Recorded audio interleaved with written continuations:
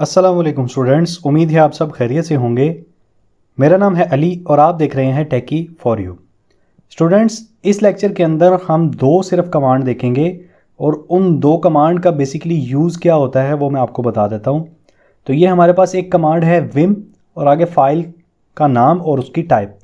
तो इससे क्या कर सकते हैं, हम कमांड के ज़रिए अपनी फ़ाइल को एडिट कर सकते हैं, यानी कि उसके अंदर कुछ भी लिख सकते हैं, कोई भी डाटा उसके अंदर सेव करवा सकते हैं। ठीक है। और अगली कमांड है हमारे पास कैट फाइल नेम डॉट उसका टाइप। तो उससे क्या होगा, ये कंटेंट को डिस्प्ले करेगा जो भी उस फाइल के अंदर मौजूद होगा। ठीक है। तो सबसे पहले हम क्या करते हैं,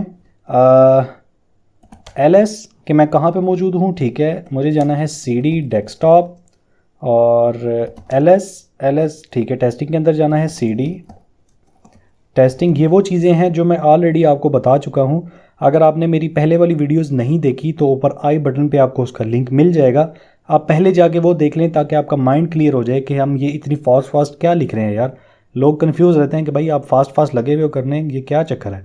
तो भाई बेहतर यही है कि आप पहले जाके जो है ना वो पहले वाले लेक्चर्स देख लो ताकि आपको आइडिया हो जाए कि ये कमांड्स हम क्यों यूज़ कर रहे हैं। ठीक है। तो मैं जा रहा हूँ cd टेस्टिंग के अंदर। ठीक है, और यहाँ पे टाइप करते हैं pwd, यानी कि मैं टेस्टिंग के अंदर मौजूद हूँ। तो मैं यहाँ पे सबको क्लियर कर लेता हूँ और यहाँ पे ls टाइप कर लेते हैं एक दफ़ा, हमारे पास क्या क्या मौजूद है। तो मेरे पास इस टाइम फोल्डर के अंदर दो फाइल्स मौजूद हैं। ठीक है। अब हमने इसको एडिट कैसे करना है तो वो देख लेते हैं। सबसे पहले हम वहाँ पे लिखेंगे विम और फाइल का नाम टेस्ट और 1 और उसकी एक्सटेंशन। ठीक है। जैसे ही मैं इसको इंटर करूंगा तो यहाँ पे ये हमारे पास ओपन हो जाएगा कि आप इसके अंदर अपना इनपुट दे सकते हो। इस फाइल के अंदर जो भी आप चीज़ें सेव करवाना चाह रहे हो आप वो सेव करवा सकते हो। ठीक है। तो अब सेव करवाने के लिए हमें सबसे पहले यहाँ पे ए टाइप करना पड़ेगा। ठीक है। अब यहाँ पे इंसर्ट लिखा हुआ आ गया, इसका मतलब है कि आप यहाँ पे कुछ भी टाइप कर सकते हो। तो मैं यहाँ पे टाइप करता हूँ हेलो, मैंने कुछ भी टाइप किया। ठीक है। अब इसको आपने सेव कैसे करवाना है वो भी मैंने इस कमांड में लिखा हुआ है। ये सारी कमांड्स आपको डिस्क्रिप्शन में उसका लिंक मिल जाएगा, आप वहाँ से जाके उसको ले सकते हैं। ठीक है। तो आपने क्या करना है, एस्केप दबाना है, साथ उसके कॉलन दबाना है और साथ एक्स दबाना है, ये ऑटोमेटिकली सेव हो जाएगा। ठीक है। तो हम सबसे पहले क्या करेंगे जी, यहाँ पे टाइप करते हैं जो भी हमने टाइप किया। अब मैं इसको सेव करना चाहता हूँ तो मैं दबाऊँगा एस्केप, अब दबाऊँगा कॉलन और एक्स और इंटर कर दूँगा।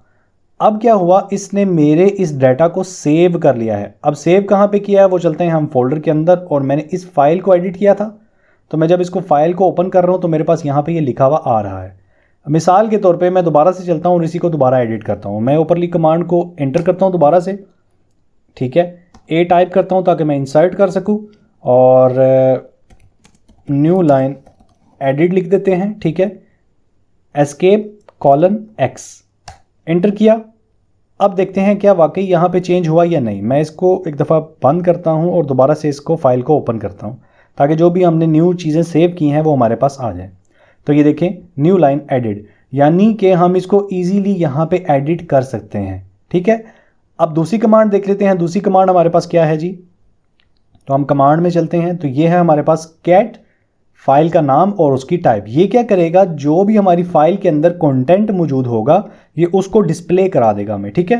तो मैं कहता हूँ जी कैट, तो हमारे पास यहाँ पे फाइल नेम था टेस्ट 1 और उसकी एक्सटेंशन थी .txt। तो मैंने जैसे ही इंटर किया तो इसने मुझे यहाँ पे शो करवा दिया कि भाई आपके पास ये डाटा इस फाइल के अंदर मौजूद है। ठीक है। तो ये दो बेसिक कमांड थी जो हमने देखनी थी कि हम फाइल को कैसे एडिट कर सकते हैं और उसके कंटेंट को कैसे रीड कर सकते हैं।